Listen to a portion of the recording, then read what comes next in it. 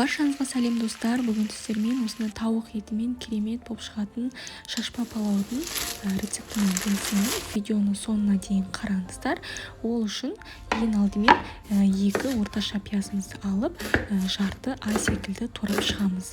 Одан соң 3 ірілеу сәбізімізді алып, оларды да ұзыншалап етіп турап шығамыз.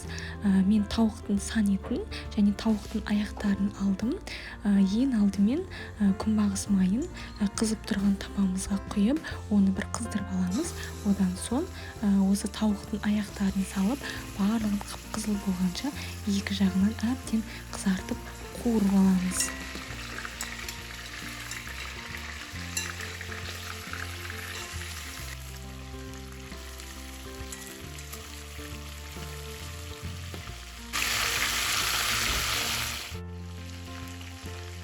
Міне әбден қызарып қуырылып болған соң, жаңағы турап дайындап алған пиязымызды, тек қана пиязымызды саламыз. Барлығын жақсылап араластырып, бұны да 5-7 минут аралығында пиязымыз сары түске енгенше, жұмсарғанша тағы да қуырып аламыз.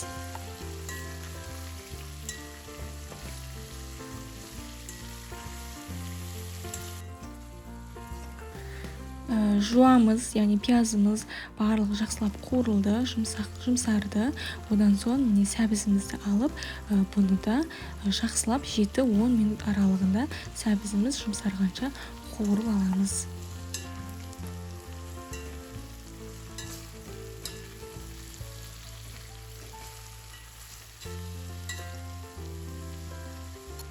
Дәміне қарай тұз, мен бір шай қасықтай тұз салдым, және куркума, яғни бір кішкене сары түс, әдемі түс беру үшін куркумадан жарты шай қасықтай салдым, және зира. Зира ол палауға қосылатын міндетті түрде дәмдеуіш, оны осылай екі алақанымызға салып езгілейміз. Сол кезде зираның бір ерекше дәмі өзінің үйлесімділік табады. Міне осы барлық дәмдеуіш салып болғаннан кейін жақсылап барлығын араластырып шығамыз. Барлығы қуырылып болған соң, оның үстіне суды құямыз. Судың температурасы қатты маңызды емес. Мен салқын су құйдым. Толық бетін жауып тұратындай болуы тиіс. Бетін жауып, толық қайнағанын күтеміз. Сол аралықта күрішіміздің барлығын жақсылап салқын суға жуып аламыз. 7-8 рет жуып аламыз. Яғни суымыз толық аппақ болғанша. Одан соң жуылған таза күрішіміздің үстіне суды қойып 10 минутқа қалдырамыз. Міне біздің тауығымыз толығымен пісті. Сол аралықта тауығымызды бөлек ыдысқа алып қойсаңыздар болады, немесе күрішпен бірге пісірсеңіз де болады.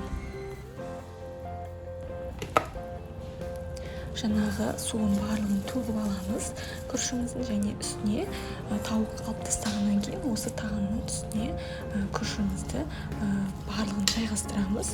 Міне көріп тұрғандарыңыздай суы сәл ғана асып тұратындай болуы тиіс. Отты қатты қоямыз да суы тартылғанша күтеміз. Суы барлығы тартылады, тек қана беткі қабатын ғана араластырамыз.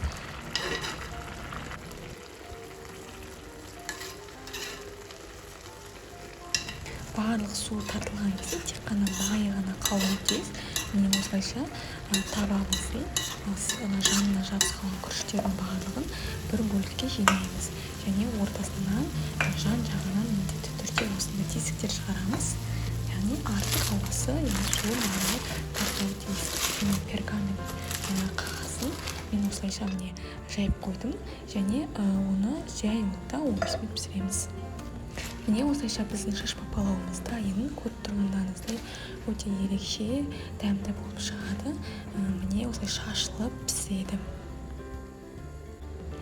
Дайын болған тағамымызды тарелкемізге салып, дастарханға ұсынсаңыздар болады.